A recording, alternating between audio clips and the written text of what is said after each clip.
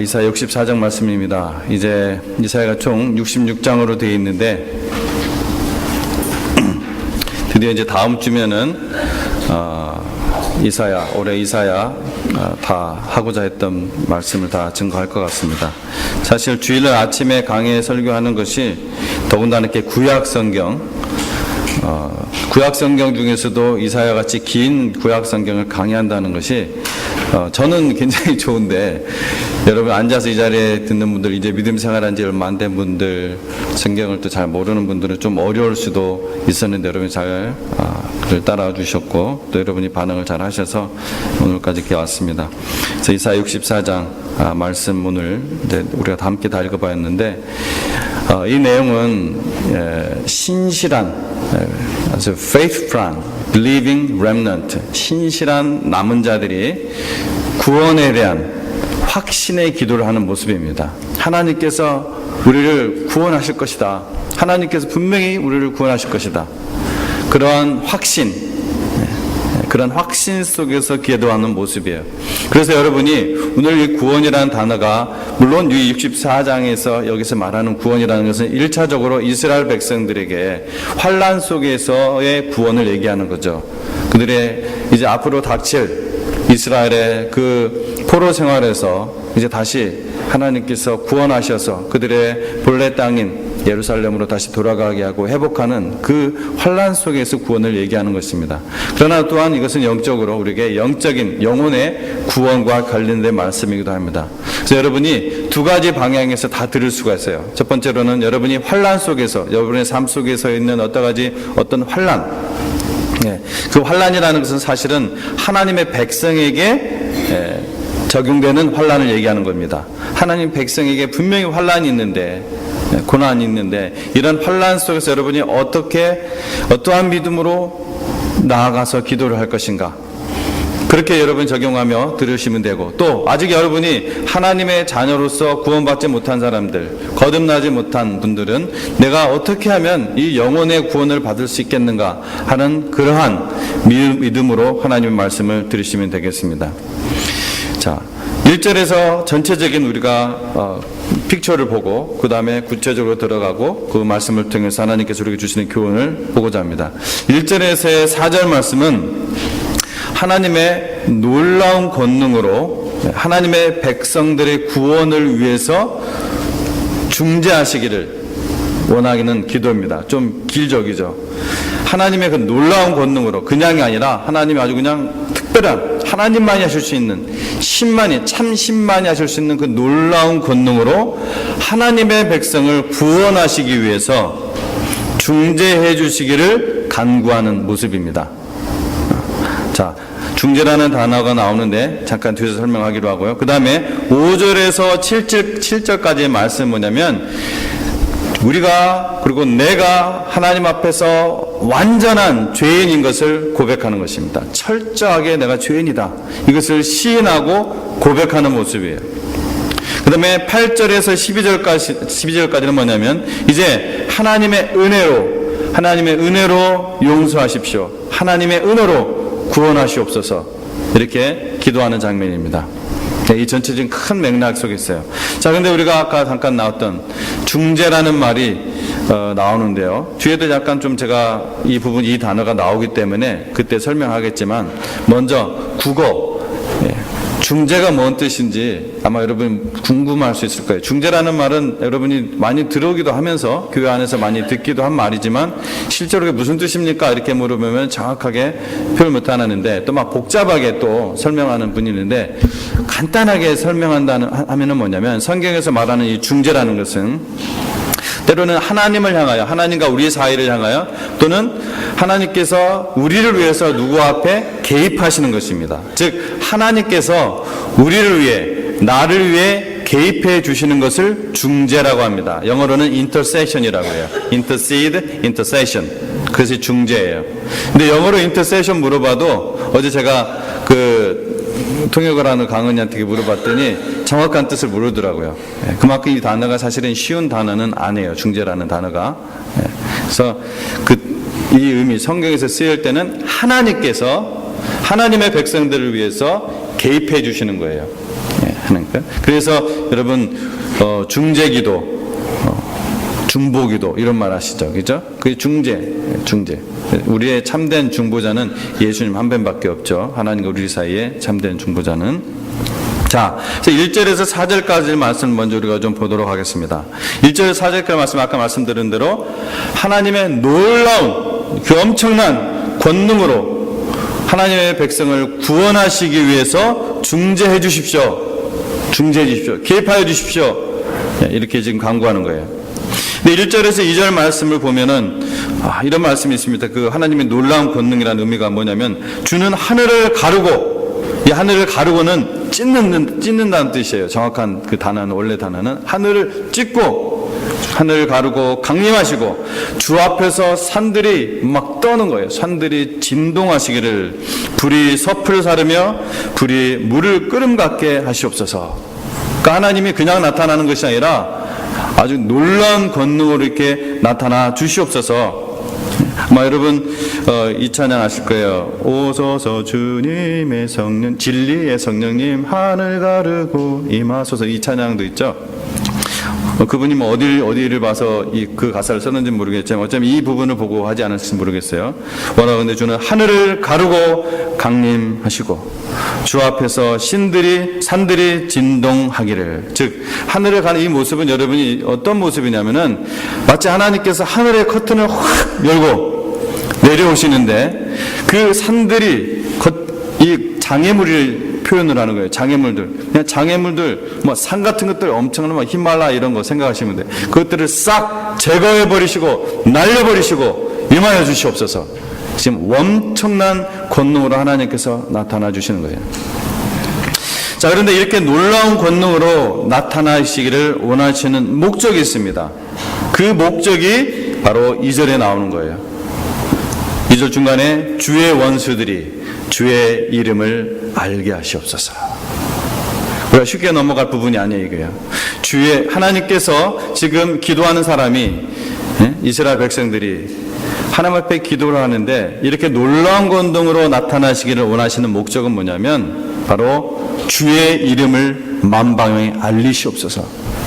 주의 그 이름을 알리시옵소서. 이 주의 이름을 알리시옵소서, 이 말은 출애굽부터 시작된 신학입니다.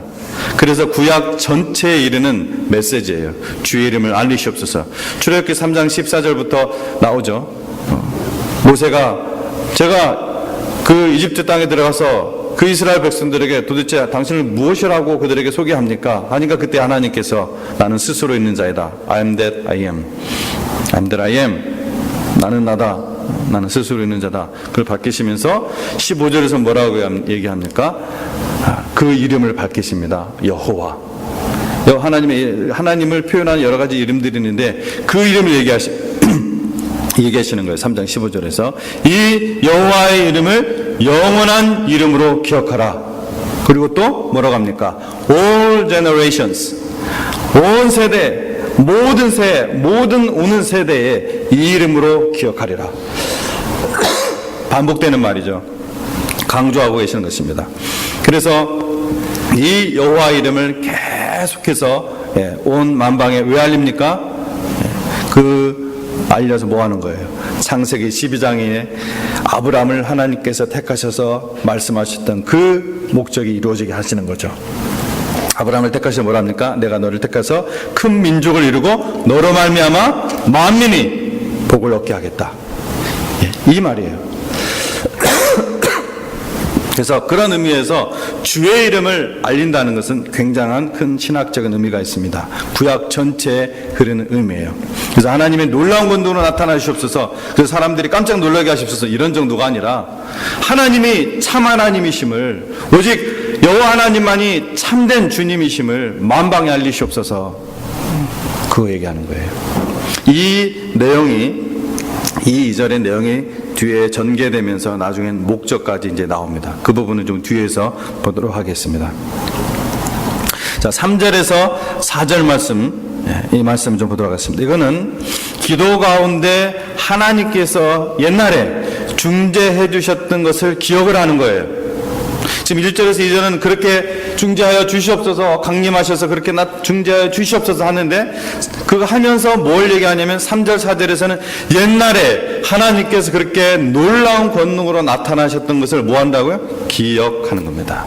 여러분, 하나님의 은혜는 기억할 때 여러분이 더욱더 새롭게 하실 수가 있습니다. 기억을 하는 거예요. 주께서 강림하사 우리가 생각하지 못한 두려운 일을 행하시던 그때에, 과거 그때에 산들이 주 앞에서 진동하였나이다. 산들이, 이들은 경험을 한 거예요. 하나님이 어떤 하나님인지 그들은 알고 있는 거예요. 산들이 진동하였나이다. 주 외에는 자기를 앙망하는 자를 위하여 이런 일을 행한 신을 옛부터 들은 자가 없고, 바로 여호와 하나님만이 진짜 신이라는 거예요. 그럼 다른 신들은 뭐예요? 전부 다 마귀가 부리는 가짜 신, 우상이라는 것입니다. 하나님만이 유일한 참신, 진짜 신이라는 거예요. 아멘. 그래서 과거에 베풀어 주신 그 하나님의 놀라운 권능 가운데 임하셨던 그 은혜를 기억을 하는 거예요. 여러분, 기도할 때 이걸 기억하시면서 기도하셔야 돼요. 그래서 하나님의 백성은 하나님 앞에 구할 때 하나님께서 이미 행하셨던 것을 기억할 때 더욱더 확신 가운데서 기도할 수가 있습니다. 여러 가지 두 가지 지금 기도하는 사람의 특징이 나와요. 첫 번째는 두려운 일을 행하시던 그때, 3절에 두려운 일을 행하시던 그때의 산들이 주 앞에서 진동하였나이다. 네. 하나님의 위대하심을 기억을 하는 거예요. 하나님의 위대하심. 네.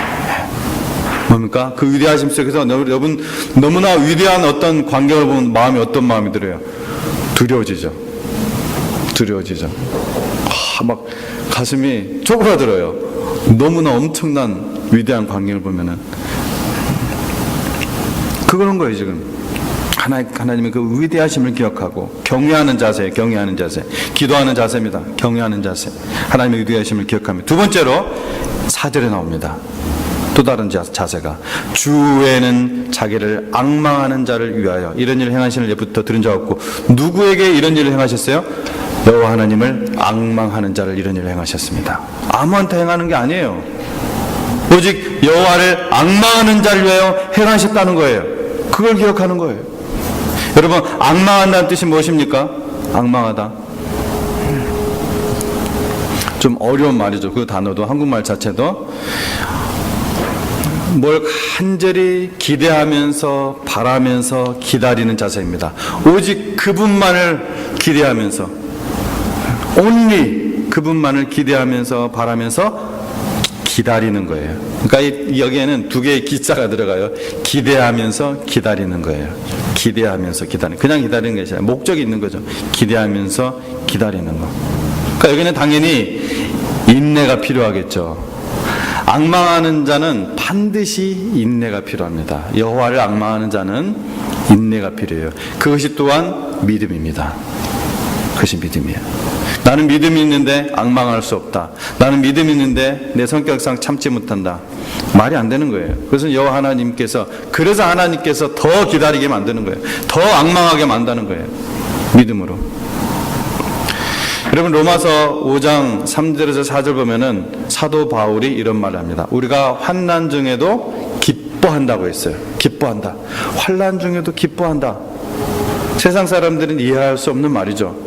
왜 환난 중에 기뻐합니까? 환난 중에는 힘들고 고통스러운데. 근데 환난 중에 기뻐한다. 그것은 환난은 인내를, 인내는 연단을, 연단은 소망을 이루기 때문인 거예요. 어디서부터 시작됐어요? 환난부터 시작됐어요. 환난은 인내를, 인내는 연단을, 연단이란 말은 단련이에요. 거꾸로 하면 좀 더 이해하기 쉽죠. 환난은 인내를, 인내는 연단을, 연단은 무엇을요? 소망을 이루는 줄을 우리가 알미라. 그래서 기뻐하는 거예요. 그래서 환난 중에 기뻐하는 거예요. 그게 기도하는 자의 자세라는 거예요. 기도하는 자의 자세는 하나님의 구원, 그것이 영혼의 구원이든 그것이 환난 속에서 벗어나기 위한 하나님 앞에서의 구원이든 하나님의 위대하심을 기억하는 겁니다. 하나님을 경외하는 거예요. 그리고 하나님께서 날 위해서 항상 그 자리에 계심을 믿고 앙망하는 거예요. 그분만을, 오직 하나님만을 앙망하는 거예요. 자, 그 다음 5절에서 7절 말씀을 보도록 하겠습니다. 그 다음 모습이 나옵니다. 이 앞에서는 어떤 모습이 있어요? 하나님께서 놀라운 권능으로 나타나셔서 구원하시기 위해 중재해 주십시오 했는데, 그 다음 이제 모습은 뭐냐면은 5절에서 7절은 자신의 죄인됨을, 자신의 무익함을, 무능함을 시인하고 고백하는 장면이에요. 이게 5절에서 몇 절이요? 7절. 여러분, 이게 전체 그림을 잘 보시면서 따라오셔야 됩니다. 내가 하나님 앞에서 철저히 complete sinner, 철저히 죄인됨, 완전히 무능함, 완전히 무익함을 시인하고 고백하는 장면이 5절에서 7절이에요. 지금 기도하는 내용이에요. 계속해서. 자, 5절 보도록 하겠습니다. 5절 앞에 부분. 주께서 기쁘게 공의를 행하는 자. 공의하면 의예요. 의. 그러니까 의. 공의 위에 이런 말씀을 모르겠는데, 하나님께서는 기쁘게 의를 행하는 자와 주의 길에서 주를 기억하는 자를 선대하신다고 했습니다. 어떤 자를 선대하신다고요? 기쁘게 의를 행하는 자와 또 주의 길에서, 주의 길 밖에서가 아니라 주의 길 밖에서 아무리 그 사람이 주를 기억해봐야 소용없어요. 주님의 길 위에 서 있어야 됩니다. 하나님의 말씀 위에. 그게 바로 순종이죠. 그 주의 길에서 주를 기억하는 자를 선대하신다. 여기는 이제 선대한다고 그렇게 표현되어 있는데, 영어로 보면은, 영어 성경에는 meet라고 되어 있습니다. meet, M-E-E-T, meet. 그게 바로 아까 얘기한 중재한다는 뜻이에요. 중재한다. 중재한다. 이 단어가 이사야서 53장 12절에도 나오는 거예요. 그 단어는 안 나오지만 이사야 53장의 내용이에요. 이사야 53장은 여러분 유명한 장이죠. 이사야 53장이 어떤 내용입니까? 고난받는 메시아의 모습입니다. 근데 왜 고난받는 거예요? 왜 메시아가 고난받습니까? 바로 중재하시기 위해서. 죄인된 우리를 하나님 앞에서 중재하시기 위해서 그 사이에 고난을 받으시는 거예요. 우리의 죄 때문에. 지금 이 말은 meet, 선대한다. 이 단어가 바로 중재한다는 거예요. 중재한다. 신학적인 용어 이것도 나타난다. 예수님께서 우리를 위해서 중재하시는 것처럼. 자, 5절 대개서 뒷부분을 더 보도록 하겠습니다. 헌대하시거늘 우리가 범죄함으로 주께서 진노하셨사오며 이 현상이 이미 오래되었사오니 우리가 어찌 구원을 얻을 수 있으리까. 자, 그런데 자, 하나님께서는 앞에서 뭐라고 했어요? 기쁘게 의를 행하는 자, 또 주의 길에서 뭐예요? 주의 길에서 주를 뭐라고 했습니까? 주를 기억하는 자, 주의 길에서 주를 기억하는 자를 위해서 선대하신다. 즉 중재해 주신다. 그런데 우리는 어쩌다는 거예요? 그런데 우리는 하나님 앞에서 범죄해서 주께서 진노하셨고, 근데 이 현상이 또 어떻게 해요? 이게 아주 오래되었다는 거예요. 이게 이렇게 된 지가 오래되었는데 어떻게 우리가 구원을 얻겠습니까?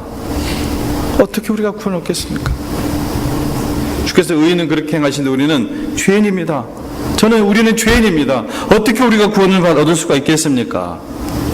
우리 자신의 상태를 지금 하나님 앞에서 고백하는 거죠. 시인하는 거죠. 나는 의인이 아니라는 거예요. 나는 죄인이라는 거예요. 그게 계속해서 전개됩니다. 6절. 무릇 우리는 다 부정한 자 같아서 우리의 의는 다 더러운 옷 같으며, 우리의 모든 의는, 우리는 다 부정한 자 같아서 우리의 의는 다 더러운 것 같다. 그러니까 우리의 선행은 하나님의 거룩하심에 이르지 못한다는 거예요. 우리가 어떤 선을 행한다 하더라도 그것은 하나님 앞에서 더러운 옷과 같다는 거예요. 로마서 3장 10절의 말씀에 뭐라고 했습니까?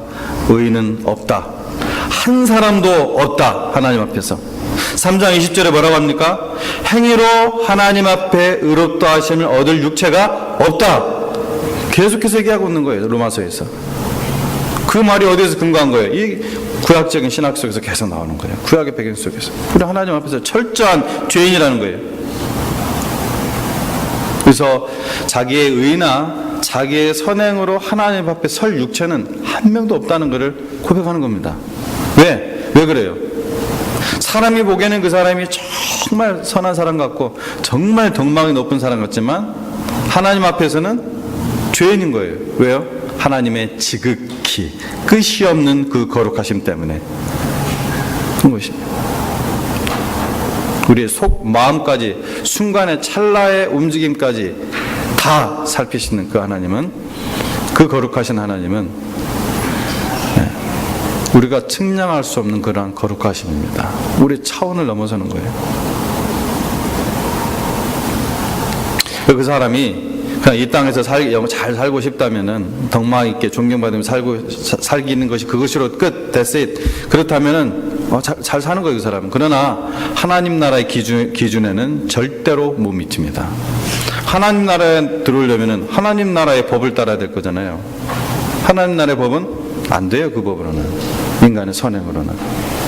그건 더러운 옷과 같아요, 하나님 앞에서는. 아무리 선을 해봐야 더러운 옷입니다. 헤어지는 옷이에요. 그것을 고백하는 거예요. 그렇습니다. 우리 상태가. 바로 우리는 그렇습니다. 또 뒷부분에 다 더러운 옷 같으며 우리는 다 잎사귀같이 시들므로 우리의 죄악이 바람같이 우리를 몰아가나이다. 아주 시적인 표현이에요, 이게. 뭐예요? 우리의 죄악이 바람같이 우리를 몰아가나이다. 그 앞에 뭔 얘기가 나오는데 잎사귀 얘기가 나옵니다. 가을이 되면 낙엽이 막 떨어지죠. 좀 더 가을이 깊어지면 어떻게 됩니까? 찬바람이 막 붑니다. 그러면서 그 찬바람이 불면서 떨어진 낙엽을 막 쓸어가죠. 그런 것처럼 지금 여러분 지금 이사야가 시적인 표현으로 하는 거예요. 그 죄악이 우리를 막 몰아간다는 거예요. 죄악이. 우리의 죄성을 얘기하는 겁니다. 우리는 어쩔 수 없는 그런 존재라는 거예요. 하나님과 단절되어 있기 때문에. 하나님과 단절된 상태에서는 그 죄성 속에서 죄악이 우리를 쓸어가는 거예요. 그냥 죄악이. 하나님이 뭘 버려서가 아니라 그 죄악 자체가 우리를 쓸어가 버려요. 그걸 지금 고백하는 거예요. 바로 자신의 존재를 하나님 앞에서 아멘, 맞습니다. 고백하는 거예요. 이걸 부인할 분이 있습니까? 부인할 사람 분명히 있을 겁니다. 하나님을 모르는 사람들은 있을 거예요. 그러나 요한일서 1장 9절에 사도 요한이 뭐라고 합니까? 만일 우리가 우리 죄를 자백하면, 고백하면, 시인하면, 호몰로그, 저는 미쁘시고 의로우사 우리 죄를 사하시며 모든 불의에서 우리를 깨끗하게 하실 것이요. 만일 우리가 죄 없다면은 하나님을 어떻게 만드는 거라고 했어요? 우리가 만일 죄 없다면은 하나님 어떻게 만드는 거다? 거짓말장애로 하는 거다. 하나님을 거짓말장애로 말하는 거다. 내가 죄 없다면은.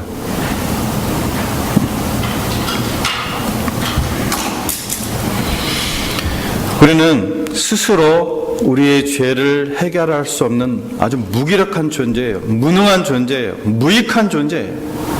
철저한 컴플릿 시너란 거예요. 완전한 죄입니다. 하나님 앞에서는. 이것을 시인하고 고백하는 과정 없이 절대로 구원은 일어날 수 없습니다. 하나님은 우리를 구원 주기 위해서 안달나신 분이 아니에요. 하나님은 사랑 때문에 모든 세상 사람을 사랑하시기 때문에 구원받으시기 원하시지만 죄는 절대로 하나님 나라에 들어올 수가 없어요. 이 죄가 해결되지 않으면. 자 7절 보도록 하겠습니다. 7절에 묘한 말이 또 나와요. 주의 이름을 부르는 자가 없으며 스스로 분발하여 주를 붙잡는 자가 없사오니 이는 주께서 우리에게 얼굴을 숨기시며 우리의 죄악으로 말미암아 우리가 소멸되게 하셨습니다. 자, 이 말씀 여러분 잘 보세요. 주의 이름을 부르는 자가 없으며 스스로 분발하여 주를 붙잡는 자가 없습니다. 이것도 요한복음 로마서 3장에 나오는 이야기죠. 사도 바울이 계속 그 얘기하는 거예요. 사실은 스스로 하나님 찾는 자 없다고 했어요. 사도 바울이. 근데 그 이유를 얘기해요. 이는 because 이는 왜요? 주께서 우리에게 얼굴을 가렸기 때문에. 주께서 우리가 이 죄 때문에. 주께서 우리 얼굴을 가리신 거예요. 도저히 죄를 보실 수가 없어요, 하나님. 도저히. 여러분, 여호와 하나님께서 가려버리시면은, 하나님의 얼굴을 가려버리시면은 무슨 수를 써서라도 우리는 하나님을 알 수가 없습니다. 왜 그런지 아세요? 바로 우리가 그런 존재예요. 영적으로 단절된 우리의 존재로는 스스로 하나님을, 성경을 연구해 가지고서 자기의 지식으로 알 수가 없어요. 신학교 교수님들 가운데 전 세계에 성경을 저보다 훨씬 더 히브리어, 헬라어 잘잘잘잘 막 거의 외워가면서 가르치는 분들이 엄청나게 많을 거예요. 근데 그분들이 다 구원받은 분인 줄 아십니까? 저는 결코 그렇게 생각하지 않습니다. 아무리 성경을 막 빠삭하게 문자를 알고 있고 해석을 하고 있고 하더라도 그 사람의 구원은 오직 하나님이 계시하여 주시지 않으면 절대로 일어날 수가 없습니다. 얼굴을 가린다의 반대는 뭐예요? 리빌이에요. 리빌. 자, 이게 리빌이죠. 그죠? 드러내다. 보여주다. 리빌. 명사가 뭐예요? revelation. 그게 바로 계시입니다. 요한계시록 할 때 그 계시. 하나님이 가리면은 아무리 볼 수가 없어요. 아무리 주변 성경에 대한 껍데기를 다 알아도 문자를 해석하고 고고학을 하고 히브리 헬라어만 그냥 달달달 외우고 해봐야 하나님이 쫙 보여주시지 않으면 이 속의 글을 알 수가 없어요. 구원이 일어날 수가 없습니다. 그래서 지금 7절에서 그 얘기하는 거예요. 하나님이 계시해 주지 않으시면은 우리는 주의 이름을 부를 수도 없고 스스로 분발하여 주를 붙잡을 수도 없습니다. 하나님 계시하여 주십시오. 드러내 주십시오. 그 얘기하는 겁니다. 근데 하나님이 누구에게 계시하여 주시냐면은, 하나님께 누구에게 이런 조명을 해 주시냐면은 반드시 5절 6절 과정을 거친 사람한테 하는 거예요. 자기의 철저한 죄인됨을 깨닫고 시인하고 고백하는 사람에게 하나님께서 드러내 주십니다. 물론 그 깨닫는 과정 속에 성령께서 역사하시고 말씀으로 비춰주실 때 그런 깨달음들이 일어나죠. 자신의 죄인됨을. 근데 아무리 비춰줘도 이런 일이 안 일어나는 사람이 있어요. 누구냐면 자기의 지혜로 어떻게든지 어떤 신이라는 존재를 깨달아 보려고 하는 사람. 안 돼요. 제가 경험을 많이 했습니다. 이런 분들을. 안 돼요. 절대로 일어날 수가 없습니다. 그런 사람에게는. 그 사람들이 우리를 보면 참 미련해요. 근데 우리가 하나님 나라에 딱 들어와서 하나님의 자녀가 되어서 그 사람들을 보면은 진짜 미련해요. 답답하고 정말.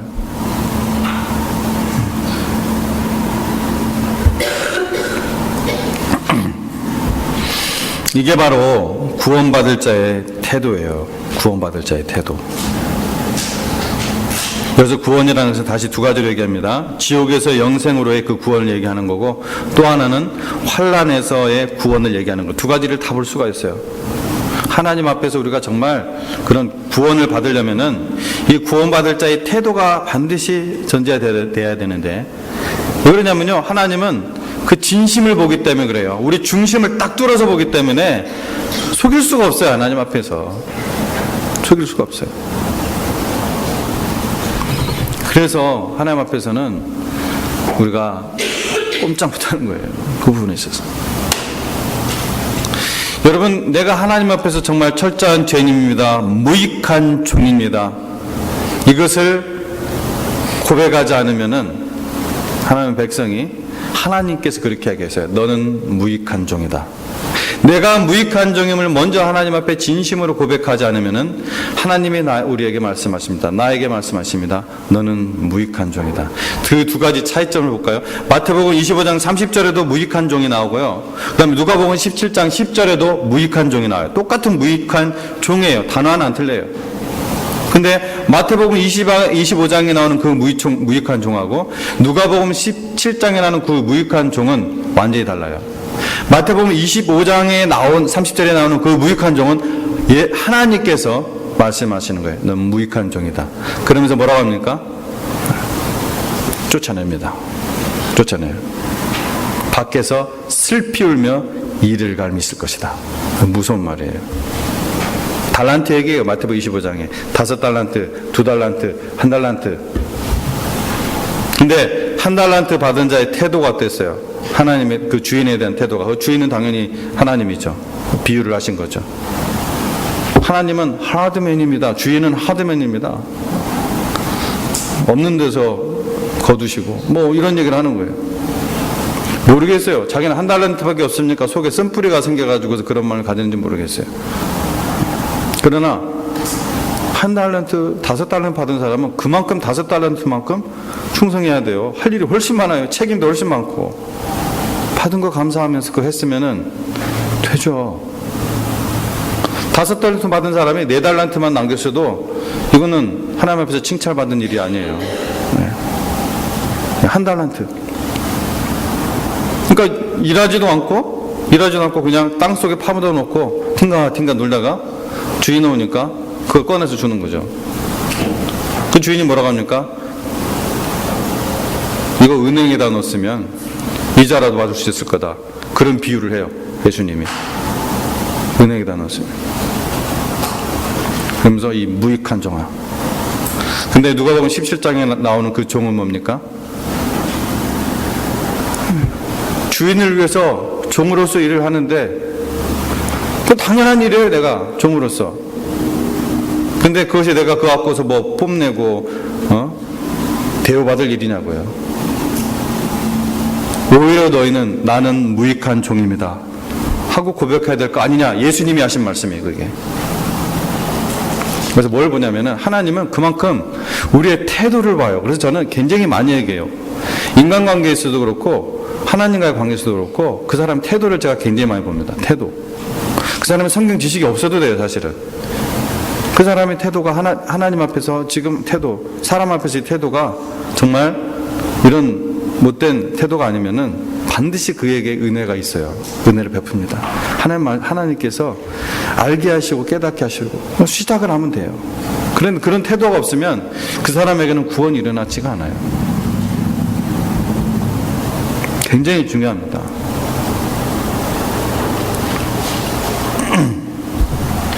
자, 8절에서 12절 말씀은 이제 하나님의 은혜로 용서하시옵소서, 구원하시옵소서 그 말이에요.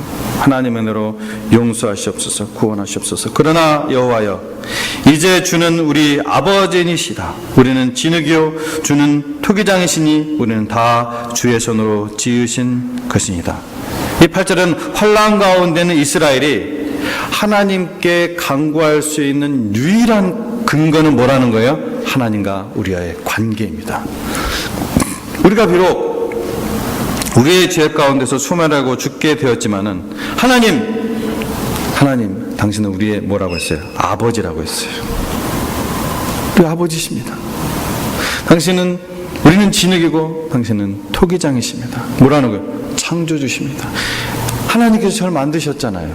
저 하나님 거잖아요. 하나님의 소유된 백성입니다. 아버지, 하나님 저희 아버지십니다. 그래서 이 환난에서 하나님께 간구할 수 있는, 간청할 수 있는 그 유일한 근거는 뭐냐면 하나님이 우리의 아버지 되시는 그 관계, 하나님이 창조주 되시는 그 관계, 그거 붙잡고 하나님 앞에 나아가는 거예요. 그리고 하나님 여러분의 아버지십니까? 하나님 여러분의 창조주세요. 그렇다면 여러분 그거 붙잡고 기도하시는 거예요. 여러분 하나님과 자녀의 관계에 있는 사람입니까? 여러분 하나님의 자녀예요? 하나님의 백성입니까? 하나님께서 여러분을 창조하신 창조주라는 걸 여러분 믿고 계십니까? Who are you? 누굽니까 여러분은? 원숭이에서 사람 된 그쪽으로 이렇게 온 뿌리가 있어요? 아니면 하나님께서 여러분을 창조하셨다고 믿습니까? 여러분 하나님의 자녀로 거듭났습니까? 그렇다면 그것에 근거해서 확신을 가지고 기도하십시오. 바로 용서의 확신, 구원의 확신입니다. 그것이 바로 우리의 근거예요. 하나님 우리 아버지 되신. 그래서 제가 매주 설교할 때마다 또 성경 공부할 때마다 복음에 대해서 계속 얘기하는 거예요. 그거 하나만 분명하면은 용서와 확신, 구원의 확신, 어떠한 상황 속에서도 기도할 수 있기 때문에, 그렇기 때문에 내가 정말 하나님의 자녀인가, 자녀인가, 성경에서 말하는 믿음이 무엇인가, 이것에 대해서 그렇게 자세히 얘기를 하고 또 얘기하고 반복해서 얘기하고 확인하는 겁니다. 그거 하나만 있으면 되기 때문에. 여러분이 하나님의 자녀라면은 하나님은 어떤 죄악도 시인하고 고백할 때 용서하신 하나님이십니다. 회개할 때, 돌아올 때 용서하세요. 하나님의 그 거룩하심은 우리가 상상할 수 없는 다른 차원이지만 하나님의 용서하심도 마찬가지예요. 우리가 상상할 수 없는 차원입니다. 상상할 수 없는. 70번씩 7번 하도 용서를 가르친 그 예수님, 하루에 490번만 용서하라는 게 아니잖아요. 그 사람이 진짜 와서 용서를 구하면 용서해라. 뭐예요? 우리는 그렇게 사실 할 수가 없어요. 사실 우리 안에 있는 성령님이 우리를 주장할 때 그렇게 할 수가 있습니다. 즉 하나님이 바로 그런 용서의 하나님이라는 거예요. 용서의 하나님. 불안해하실 필요 없어요. 하나님께 진심으로 회개하시면 여러분 용서의 확신 가운데서 살 수 있습니다. 구원의 확신 가운데서.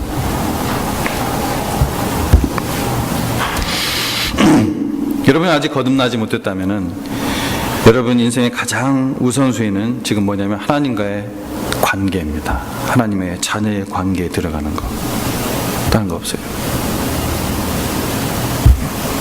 내가 하나님이 내 아버지인가?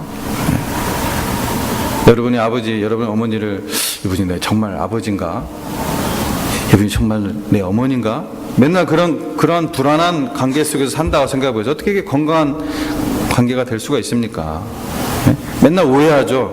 어떤 좀 아버지가 예를 들어서 혼내키는 일이 있고 뭐 좀 잘 못해주는 일이 있으면은 역시 나는 아버지가 저분이 내 아버지가 아니었나 봐. 이런 맨날 생각한다고 해보세요. 그 관계가 행복한 관계가 될 수 있겠냐고요.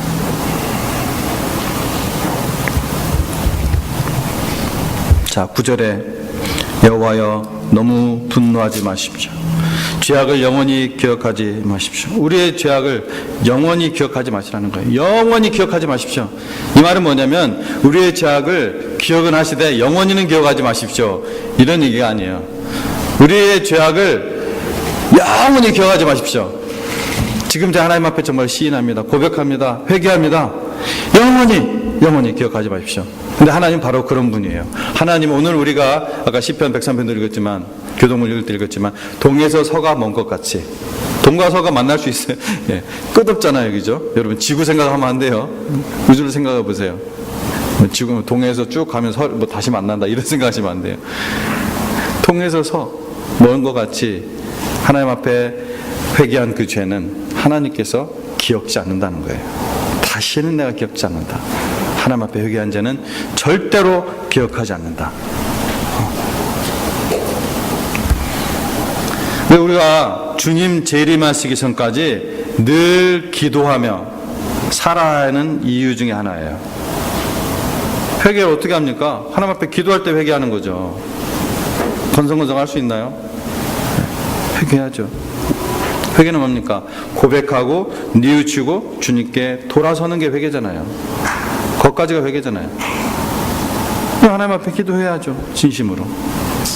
기도하지 않는 사람은 나중에 큰 위험을 당할 거예요. 하나님의 자녀라 할지라도 굉장히 큰 부끄러움을 당할 수가 있습니다. 왜냐하면 하나님께서 마지막 우리 요한계시록 20장에서도 외웠지만 하나님께서 그 책에 기록된 대로 자기의 행위를 따라 심판하신다고 했습니다. 이거는 지옥 갈 사람, 생명책에 기록되지 않은 사람은 다 지옥 가는 거지만 우리도 그 앞에 서게 돼요. 그 앞에 서게 되는데 내 행위를 따라 기록한 대로 하나님께서 우리의 모든 것을 기록하고 계신다는 거죠. 우리는 지옥 떨어지는 심판은 절대 아니지만 하나님의 자는 상급의 심판, 선악간에 받는 그 심판이지만은 그러면은 여러분 생각해 보세요. 우리가 회개한 거는 하나님께서 어떻게 하신다는 거예요? 영원히 기억지 않는다고 했습니다. 그럼 우리가 그 앞에 설 때 나중에 거기에 기록돼 있어요? 안 돼 있어요? 안 돼 있어요. 그게 바로 여러분 용서의 확신이에요. 하나님은 그런 분이에요. 그래서 우리가 쉬지 말고 기도하라는 거예요. 그 이유 중에 하나예요. 그 이유 중에 하나.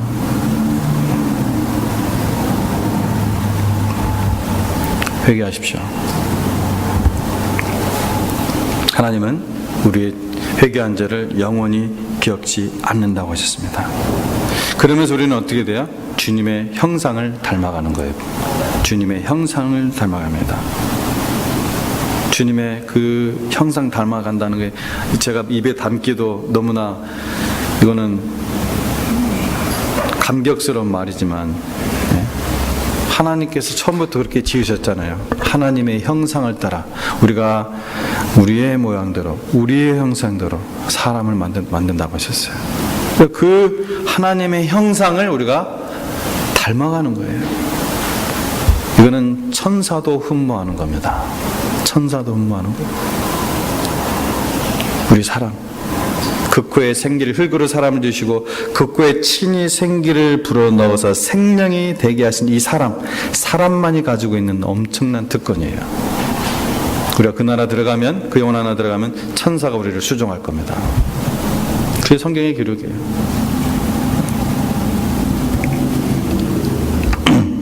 자, 근데 마지막입니다. 중요한 부분이 남았어요. 10절에서 11절입니다.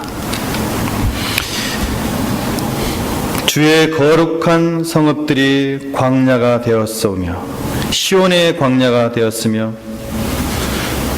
예루살렘이 황폐하였나이다. 우리 조상들이 주를 찬송하던 우리의 거룩하고 아름다운 성전이 불에 탔으며 우리가 즐거워하던 것이 다 황폐하였나이다. 지금 왜 이야기를 합니까? 하나님의 그 거룩한 성읍들이 다 황폐해졌습니다. 광야가 되어버렸습니다. 사막이 되었습니다. 하나님의 그 아름다운, 거룩하고 아름다운 그 성전이 파괴됐습니다. 왜 이 얘기를 하는 거예요? 자, 오늘 설교의 제목이 뭡니까? 하나님의 나라와 하나님의 의를 위해 우리를 구원하소서. 자, 이게 동기예요. 이게 목적입니다. 동기이자 목적이에요. 우리를 구원하셨는데 내가 잘 되도록 셀피시한 동기가 아니에요. 하나님의 나라와 하나님의 의를 위해서 구원하시옵소서. 이게 우리의 동기고 우리의 이 궁극적인 목적입니다. 여러분, 날 구원하시는데 내가 예수님 믿는데 내가 그냥 천국 가기 위해서 구원받으려는 동기, 틀린 말 자체는 틀린 말은 아니에요. 분명히 내가 영원한 지옥에 떨어지면 안 되죠. 하나님 나라 들어가야 되죠.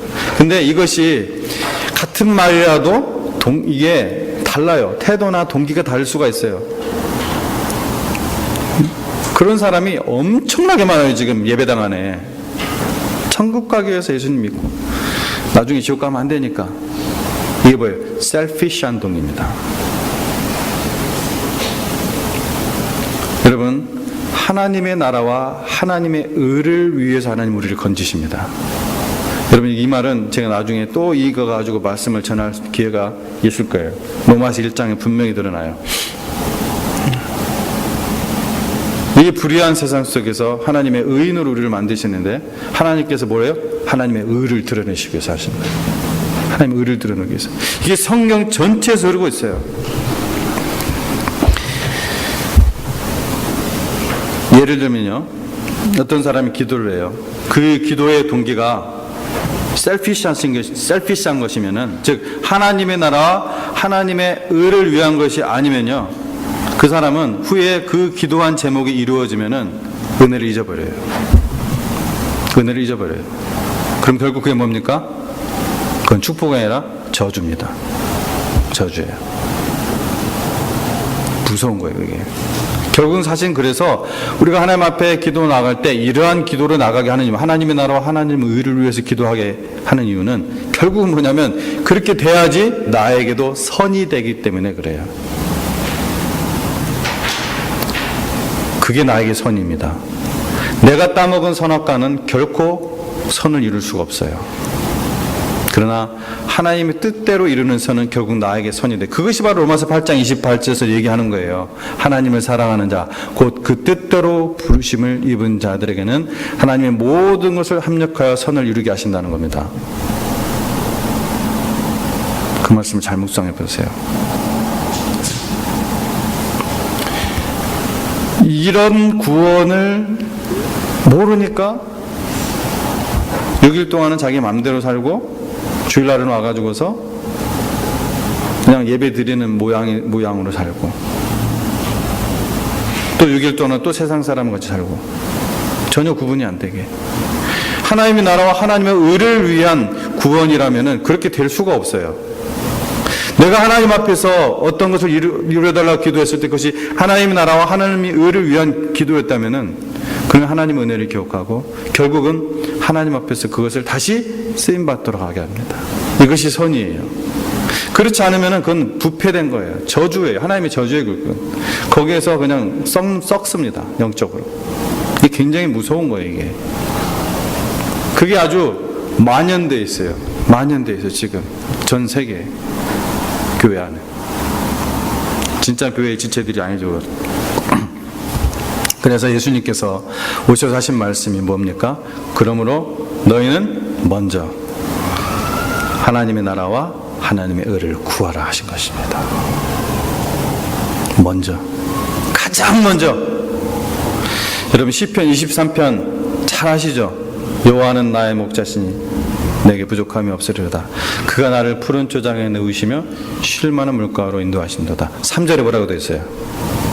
3절이 뭡니까? 뭐예요 3절이?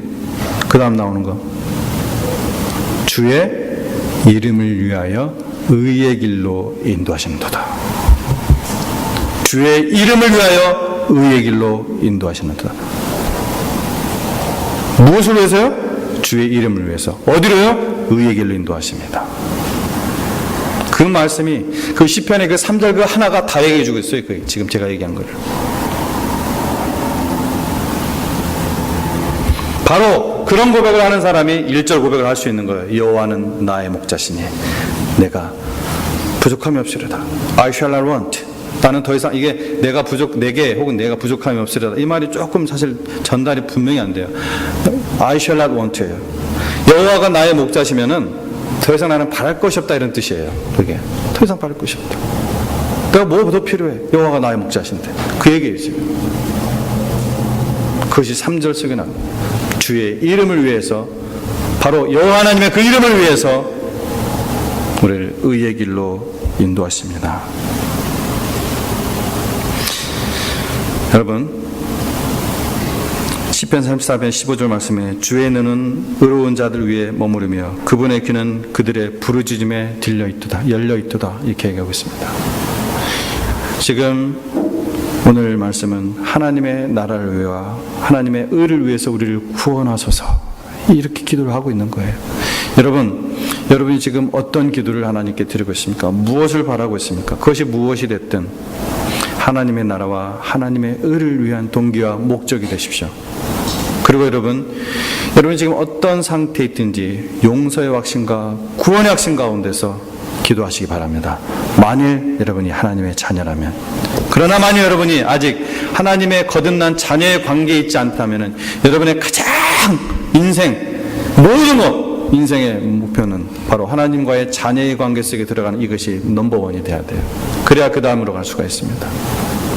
그래야 하나님의 진정한 복의 의미 알 수가 있습니다. 기도하시겠습니다.